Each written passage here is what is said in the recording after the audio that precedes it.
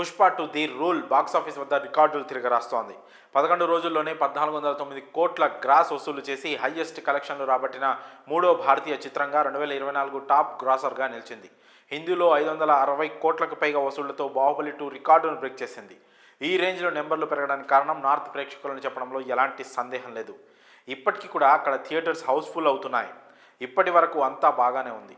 కానీ cinema release దగ్గర నుంచి ఇప్పటి వరకు సినిమాకు సంబంధించిన వాళ్ళలో వినిపిస్తున్న ఒకే ఒక్క పేరు అల్లు అర్జున్. అమలాపురం నుంచి అమెరికా వరకు అందరూ బన్నీని ఆహా ఓహో అంటూ తెగ పొగిడేస్తున్నారు.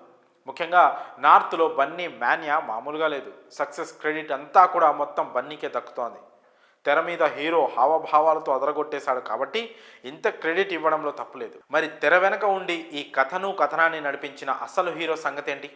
సినిమా దర్శకుడు సుకుమార్ పేరు ఎందుకు ఎక్కడ వినిపించడం లేదు? అసలు పుష్పరాజ్ క్యారెక్టర్ సృష్టించిందే సుక్కు కదా అనే ప్రశ్నలు నెటిజన్ల నుంచి వస్తున్నాయి. పాన్ ఇండియా రేంజ్లో సినిమా బ్లాక్ బాస్టర్ హిట్ అయినా సరే దర్శకుడు మాత్రం తనకంటూ ఓ స్పెషల్ బ్రాండ్ను క్రియేట్ చేసుకోలేకపోయారనే అభిప్రాయాలు కూడా వ్యక్తమవుతున్నాయి. నిజానికి బాహుబలి 2 పార్ట్స్తో రాజమౌళి పాన్ ఇండియా స్థాయిలో గుర్తింపు తెచ్చుకున్నారు. ఒక విధంగా ప్రభాస్ కంటే ఎక్కువ టాక్ ఆఫ్ ది ఇండస్ట్రీగా మారారు.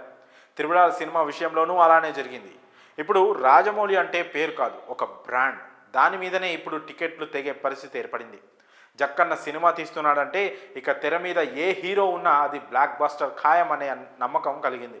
అలాగే ఆ తర్వాత ఈ రేంజ్లో వినిపించే పేరు సందీప్ రెడ్డి వంగ. కబీర్ సింగ్ యానిమల్స్ సినిమాలో హీరోలకు ఎంత పేరు వచ్చిందో అంతకంటే ఎక్కువ క్రేజ్ సందీప్కు కూడా దక్కింది. కల్కి 2898 AD మూవీతో నాగశ్విన్ బాక్సాఫీస్ వద్ద 1000 కోట్ల క్లబ్లో చేరిన డైరెక్టర్స్గా పేరు తెచ్చుకున్నారు. కానీ హిందీలో మాత్రం వీరికి ఆ రేంజ్ బ్రాండ్ అయితే క్రియేట్ అవ్వలేదనే టాక్ ఉంది. మేజర్ క్రెడిట్ హీరోలకే దక్కింది. కానీ డైరెక్టర్స్ మాత్రం హిందీలో తమకంటూ బ్రాండింగ్ ఏర్పరచుకోలేకపోయారు. ఇప్పుడు సుకుమార్ కూడా ఈ లిస్టులో చేరిపోయారనే కామెంట్లు వస్తున్నాయి. పుష్ప 2 క్రెడిట్ మొత్తం అల్లు అర్జున్ తీసుకెళ్లిపోయారని అంటున్నారు. దానికి కారణం లేకపోలేదు. నిజానికి పుష్ప 2కి భారీ మార్కెటింగ్ చేసింది, సినిమాని జనాల్లోకి తీసుకెళ్ళింది అల్లు అర్జున్ ఒక్కడే అని చెప్పాలి. ప్రచారాన్ని మొత్తం తన భుజాన వేసుకొని దేశవ్యాప్తంగా అన్ని ప్రధాన నగరాలు తిరిగాడు. ఎక్కడికి వెళ్ళినా తోడుగా చీఫ్ గెస్టులు ఎవరూ లేకుండా ఒక్కడే వెళ్ళాడు. ఎక్కడికి వెళ్తే అక్కడి భాష మాట్లాడుతూ జనాలను ఆకట్టుకున్నాడు. కేవలం తన బ్రాండింగ్తోనే సినిమాని ప్రమోట్ చేసుకున్నాడు.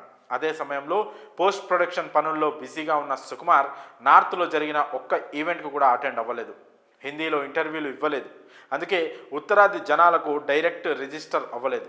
ఇప్పుడు పుష్ప 2 సినిమాకు వస్తున్న ప్రతి రూపాయి బన్నీ బ్రాండింగ్ మీదే వస్తుండడంలో ఎలాంటి సందేహం లేదు. నార్త్ నుండి సౌత్ వరకు ప్రతి మార్కెట్లోనూ ఆయన పేరే వినిపించడానికి అసలు కారణం ఇదే. కానీ ఇక్కడ పుష్ప వరల్డ్ని క్రియేట్ చేసిన సుకుమార్ కష్టాన్ని ఎవరూ తక్కువ చేయలేదు. కానీ బన్నీ బ్రాండ్ పాన్ ఇండియాకి బాగా రీచ్ అవ్వడంతో దర్శకుడి పేరు పెద్దగా వినిపించడం లేదని తెలుస్తోంది. మరి ఈ విషయంపై మీ అభిప్రాయాన్ని కామెంట్స్ రూపంలో తెలియజేయండి.